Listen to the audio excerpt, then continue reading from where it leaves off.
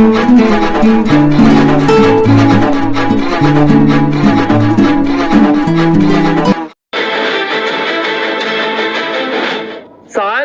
1526 में मुगल शासक बाबर जब भारत आया था तो बाबर के साथ एक अफगानी उलेमा का परिवार भी आया।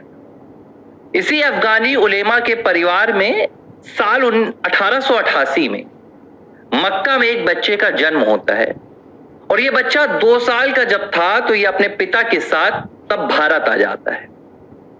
बाद में साल 1947 में यही बच्चा जब बड़ा हो जाता है तो बाद में ये भारत का पहला शिक्षा मंत्री मौलाना अबुल कलाम आजाद बनता है।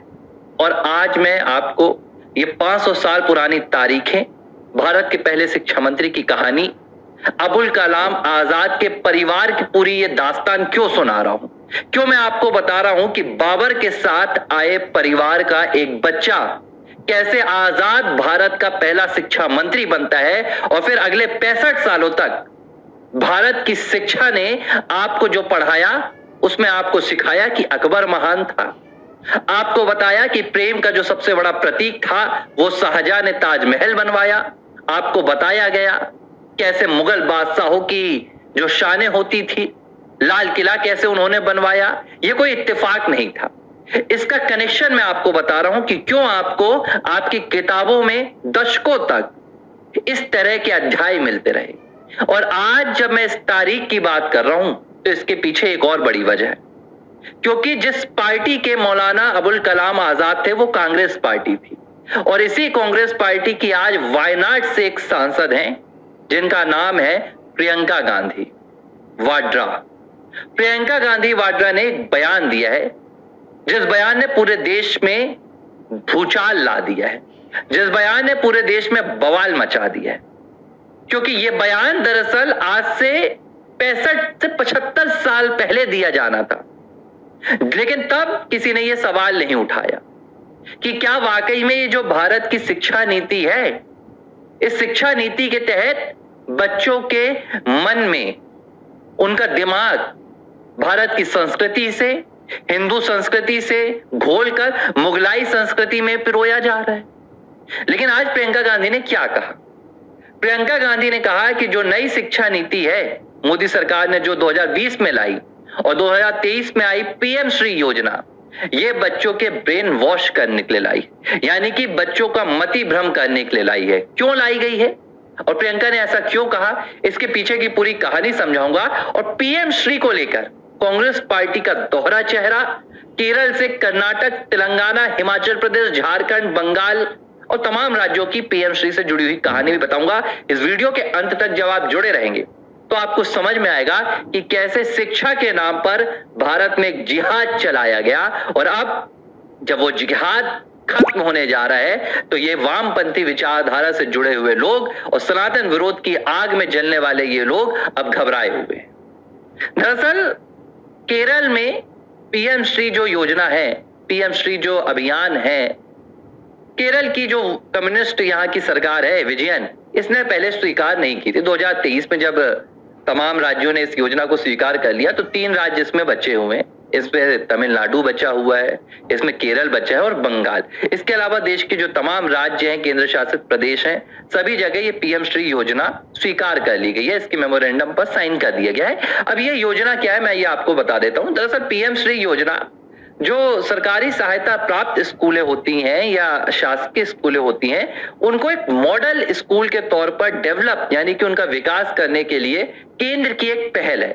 इसमें करीब पूरे देश भर से 14,500 स्कूलों का चयन किया गया है और हर जिले से 2 स्कूलों का चयन किया जाता है और फिर राज्य की भी इसमें आमदनी लगती है, केंद्र भी इसमें सहयोग देता है और दोनों का फंड मिलाकर 60 और 40 के अनुपात में इन स्कूलों की शिक्षा व्यवस्था, इंफ्रास्ट्रक्चर, क्लासरूम आधुनिक बनाए जाते हैं, खेल के मैदान बनाए जाते हैं, बेहतर यहाँ पर शिक्षक लाए जाते हैं ताकि जो शिक्षा व्यवस्था है वो मजबूत हो सके।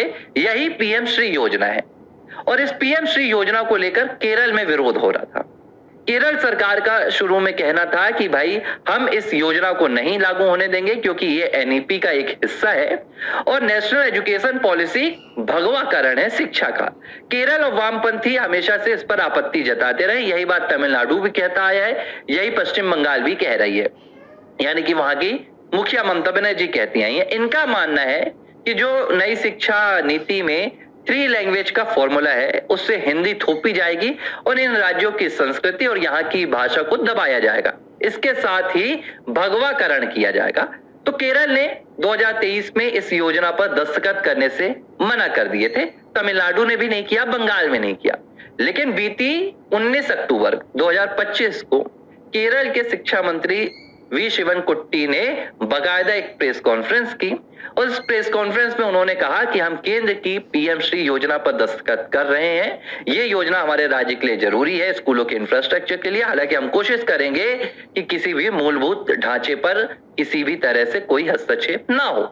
जब केरल सरकार ने आखिरकार इस योजना को स्वीकार कर लिया, इसके पीछे की एक अलग कहानी है, क्योंकि केरल सरकार के पास फंड नहीं है अपनी स्कूलें चलाने के लिए, अपने शिक्षा के तमाम कारोबार को चलाने के लिए, शिक्षकों को वेतन देने के लिए, बच्चों को स्कॉलरशिप देने के लिए केरल सरकार कंगाल हो चुकी है। और कंगाली में इन्हें ना तो भगवा नजर आता है, ना कंगाली में इन्हें अपना लाल झंडा नजर आता है, कंगाली में इन्हें सिर्फ फंड नजर आता है। इनकी पूरी रणनीति और इनकी पूरी कम्युनिस्ट विचारधारा तब तक है जब तक इनके पास फंड है। जब ये फंड से रहित हो जाते हैं तब ये किसी भी चीज को स्वीकार कर लेते हैं जिसका ये पहले विरोध कर रहे थे। तो केरल में जब विजयन सरकार ने नई शिक्षा नीति को अपना लिया और उन्होंने पीएम श्री योजना के मेमोरेंडम पर हस्ताक्षर कर दिया, साइन कर दिया, तो 2 लोगों ने सबसे ज्यादा विरोध किया। एक, केरल की जो हमें इस बात की जानकारी नहीं दी गई, कैबिनेट में बताया नहीं गया और विजयन सरकार ने इस योजना को स्वीकार कर लिया। जो दूसरा विरोध केरल में इसका सबसे ज्यादा हो रहा है वो कांग्रेस पार्टी के द्वारा किया जा रहा है। कांग्रेस का कहना है कि भाई सीपीएम और बीजेपी आपस में मिले हुए हैं और इन्होंने आपस में मिली भगत के तहत पीएम श्री योजना को केरल में ला दिया है। अब ये केरल की संस्कृति पर एक हमला होगा।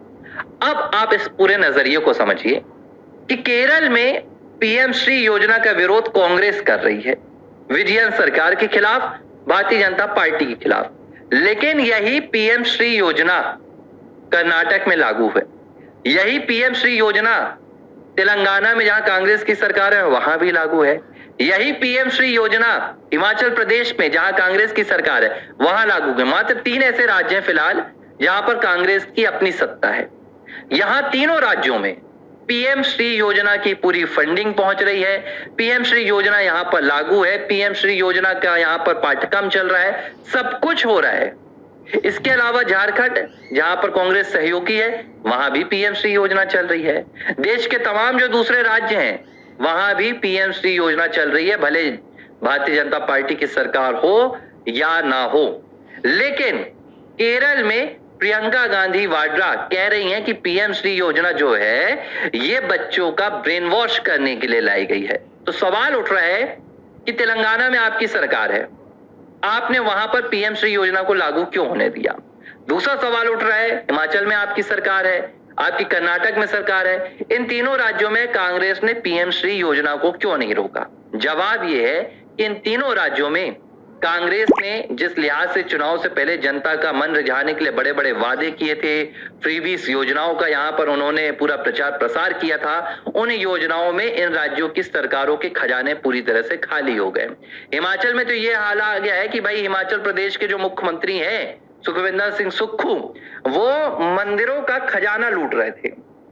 मंदिरों में आया दान का पैसा, सरकार को अब इस पैसे की जरूरत है, लेकिन जब हिमाचल प्रदेश के हाईकोर्ट ने कहा कि दान का पैसा हिंदू मंदिरों का पैसा है, सरकार का उसमें कोई अधिकार नहीं है, तब ये जाकर पीछे हटे। ये इनका दोहरा चेहरा देखिए, एक तरफ ये कहते हैं कि हम सेक्युलर हैं, लेकिन दूसरी तरफ इन्हें मंदिरों का पैसा चाहिए। इस तरह इनकी दोहरी नीति सामने आती है। यही हाल कर्नाटक का भी है। इंफ्रास्ट्रक्चर पूरी तरह से तहस नहस हो गया है। बेंगलुरु का जो पूरा मामला चल रहा है भ्रष्टाचार में डूब गया है।